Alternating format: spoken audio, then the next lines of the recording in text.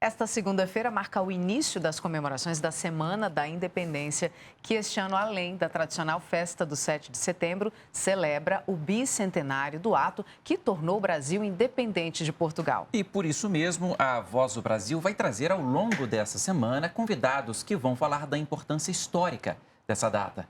E o primeiro convidado é o ministro do Gabinete de Segurança Institucional da Presidência da República, General Augusto Heleno. Acompanhe a entrevista. O processo de independência, assim como outros momentos importantes na história do Brasil, teve a participação ativa de generais e militares. Quais foram os principais fatos históricos, ministro, e os momentos que antecederam a independência? Olha, a independência ela foi preparada durante algum tempo. Ela foi resultado do crescimento da importância do Brasil no cenário mundial. A vinda de Dom João VI para o Brasil, fazendo do Brasil a sede do reinado de Portugal, fez com que o Brasil tivesse uma importância muito maior do que tinha como uma colônia simplesmente. E a partir daí, o Brasil foi adquirindo determinadas condições que alimentaram esse sonho da independência. Um país do tamanho do Brasil, que tinha riquezas naturais enormes, que vinham sendo exploradas, que foram ainda mais exploradas. A nossa economia cresceu muito. A nossa importância no cenário mundial também mudou totalmente. Estávamos em plena época da dominância francesa, né? Algumas atuações dos franceses fizeram com que a França adquirisse uma importância muito grande no cenário mundial.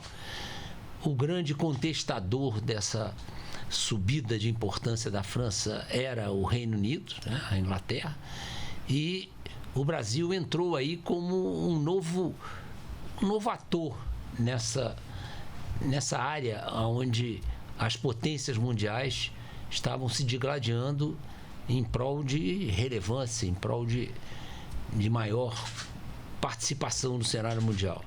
E o Brasil tinha todas as condições para entrar nesse cenário realmente como um dos protagonistas. Agora, ministro, voltando um pouco antes da independência, nós começamos o processo de construção da identidade nacional na Batalha de Guararapes, em Pernambuco, em 1648, ou seja, pouco menos de 200 anos antes. O senhor poderia falar um pouquinho mais sobre esse episódio, que foi importantíssimo na história do país, e como ele contribuiu para que o sentimento de pertencimento nacional já começasse a surgir? Você caracterizou bem que foi quase 200 anos da independência e numa situação muito especial. O Brasil tinha sofrido a invasão dos holandeses no nordeste do Brasil e é lógico que nós não aceitamos essa ocupação holandesa. Começamos a reagir e isso foi criando esse sentimento de brasilidade pela primeira vez muito colocado na situação de temos que reconquistar o território brasileiro e não podemos admitir uma nação estrangeira fazendo parte da nossa vida diária. Então, esse sentimento de brasilidade uniu as três raças. Isso aí, hoje, talvez não fosse politicamente correto tratar disso dessa maneira, mas àquela época foi um feito sensacional nós termos brancos, negros e índios, os grandes formadores da nação brasileira, unidos em prol de recuperar a independência completa do Brasil em relação ao estrangeiro. E nós conseguimos fazer isso. A Batalha dos Guararapes foi um marco nessa história e nós conseguimos fazer de novo o Brasil na mão dos brasileiros. Então isso aí foi um feito sensacional, mas percebam que foi quase 200 anos antes da independência. Aconteceria muita coisa ainda até termos a condição de sermos um país independente. Pois é, vamos falar um pouquinho dessa muita coisa, porque a gente está construindo, então, aqui toda a ideia do que antecedeu o grito de independência, né? Com a Batalha dos Guararapes sendo aí, digamos, um fator inicial do sentimento de brasilidade, a vinda da família real em 1808 começa a dar importância para o Brasil. Agora, a gente teve também já algumas revoltas antes do 7 de setembro de 1822, que já eram revoltas que buscavam separar o Brasil de Portugal. O senhor acha que antes de 1822, o Brasil não estava preparado ainda para essa separação? Eu acho que o Brasil estava preparado, mas precisava amadurecer a ideia, porque exatamente um país com a extensão territorial do Brasil e a população que já possuía e o nível que ele tinha atingido na economia mundial, fazia do Brasil alguma coisa muito importante até para Portugal e até para a Europa. Então, essa imaginação dos brasileiros, não, nós precisamos nos tornar independentes, ela teve que ser antecedida de uma série de movimentos que foram amadurecendo essa ideia e foram tornando insustentável a condição do Brasil de ser apenas... Deixamos de ser uma colônia, mas estávamos num Reino Unido, onde Portugal ainda era o país mais importante. Agora, ministro, depois da declaração de Dom Pedro I, o Exército Brasileiro também precisou lutar contra outras revoltas que tentavam reverter a independência, não é isso? O senhor pode falar um pouquinho sobre isso? Foi natural, né, que em alguns estados, na Bahia, no Pará, no Piauí, Pernambuco, nós tivéssemos movimentos que não concordavam com essa separação, com essa declaração da independência. E aí se organizaram alguns movimentos e aparece aí nessa oportunidade, começa a aparecer a identidade do brasileiro e do exército brasileiro, né? Nós não tínhamos ainda um exército brasileiro formado. A maioria dos militares brasileiros eram portugueses, que resolveram ficar aqui por muitos motivos. E foram eles que deram as primeiras tintas ao exército brasileiro, transformando-o num exército invicto e capaz de sustentar a independência. Uma coisa importante foi que o Brasil, a essa altura, já tinha uma extensão territorial, e não era de hoje exatamente, mas muito próximo, que foi conquistada ao longo do tempo, principalmente pelos movimentos de entradas e bandeiras, que não respeitaram o Tratado de Tordesilhas e fizeram do Brasil uma nação-continente, como somos até hoje. Se nós olharmos no mapa da América do Sul, nós vemos um subcontinente todo fragmentado e o Brasil com extensão continental. Então, nós tivemos essa capacidade, né, de nos impor com o mesmo idioma. Isso é uma coisa fantástica, é um legado que nós não podemos nos esquecer. O Brasil é um país que chegou à sua independência sem fragmentação e principalmente com 8 milhões e quase 500 mil quilômetros quadrados, que é a sua extensão de hoje, e principalmente com a sua população toda falando o mesmo idioma, com pequenas diferenças regionais, mas todas falando o mesmo idioma. E isso significa uma capacidade incrível de aglutinação, né? Nós até hoje, um país desse tamanho, não temos dialetos. Nós temos a língua portuguesa, com as modificações naturais que o tempo fez acontecer, mas isso é um feito extraordinário, né?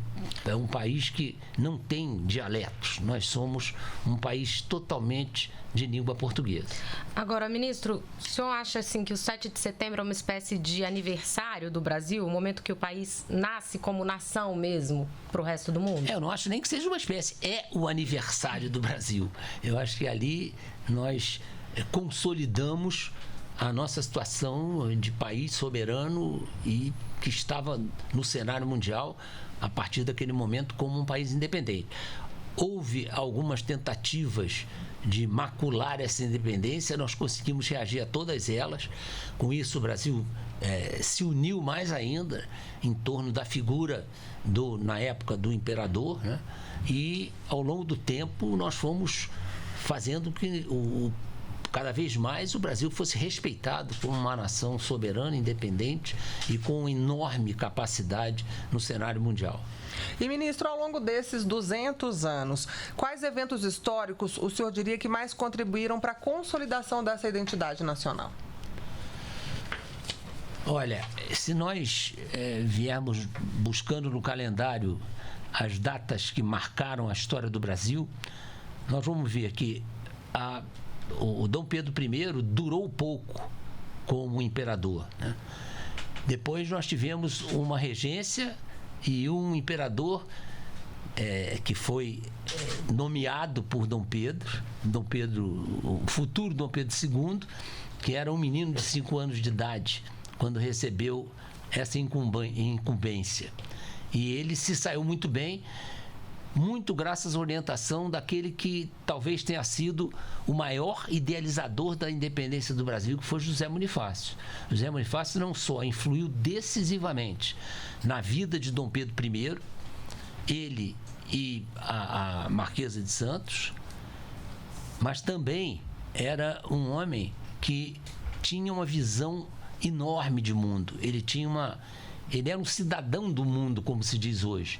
Ele falava vários idiomas, era extremamente culto e ele orientou tudo o que aconteceu até a independência. E depois da abdicação de Dom Pedro I, ficando ele como o tutor de Dom Pedro II, ele continuou a ter uma participação intensa na vida brasileira.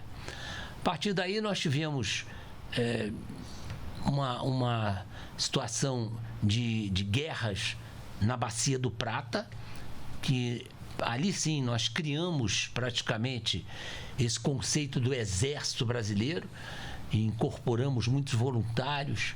Fizemos a Guerra do Paraguai, que foi uma guerra para nós muito sofrida, porque nós não havíamos nos preparado a ponto de enfrentar uma guerra naquela dimensão. A Guerra contra Oribe e Rosas, que foi até anterior à Guerra do Paraguai.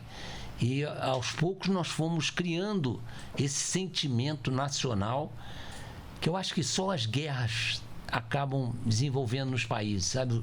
Se não houver guerra, que é extremamente lamentável, é difícil que essa consciência nacional de independência, de soberania, de essa união, ela custa acontecer.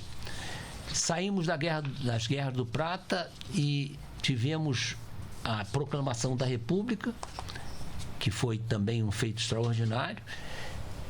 A proclamação da República, algumas agitações que foram contornadas com uma relativa facilidade, e chegamos a um acontecimento que marcou para sempre a história do Brasil, que foi a participação.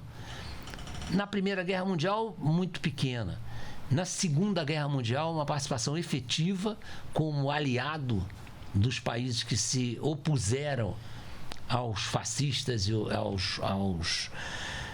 aos nazistas e colocaram o Brasil no cenário mundial como um país aliado daqueles que se voltaram contra esses regimes radicais e que não trariam nada para o mundo. E o Brasil passou a ser um parceiro daqueles que tinham se projetado na história mundial como os que foram capazes de enfrentar a tentativa de domínio mundial pelos alemães. E, bom, mais recentemente aqui tivemos uma fase do regime militar e agora uma fase de democracia plena, e estamos aí progredindo nessa situação e acreditando que nós temos um futuro brilhante. É um país que tem tudo para ser um grande país.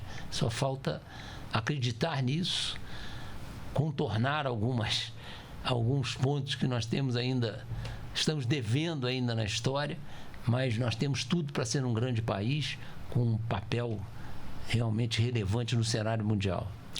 Então vamos chegar ao desfile desse ano. Agora a gente falou bastante de história, vamos falar um pouquinho do desfile desse ano, ministro, porque os brasileiros apreciam muito os desfiles de 7 de setembro. Esse ano vai ser especial, né? Sem dúvida. O desfile, considerado que o desfile de 7 de setembro, ele sempre teve uma acolhida muito grande pelos brasileiros de todas as idades e de todos os lugares do Brasil. E sempre esse desfile foi um momento de reflexão para todos nós, né? A hora que a gente tem mais essa noção de que somos brasileiros, irmãos de um mesmo país e que temos um papel muito grande a desempenhar, sobretudo na América do Sul.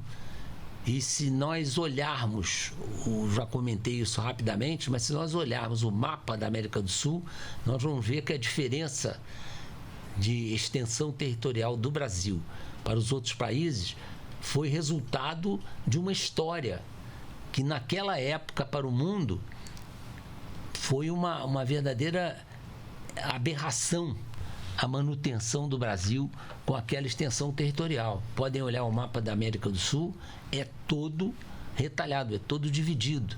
As independências que foram acontecendo nos países sul-americanos, elas foram cada vez mais retalhando o desenho da América do Sul. E o Brasil conseguiu atravessar todo esse período como um país unido, forte, e que nós temos realmente que ter muito orgulho do Brasil, porque temos um país fantástico. Isso aí é o que é mais importante a gente não esquecer. Você acompanhou aí ao vivo a entrevista do ministro do Gabinete de Segurança Institucional da Presidência da República, General Augusto Heleno. A íntegra dessa conversa fica no site da Rede Nacional de Rádio e o endereço está aí na sua tela.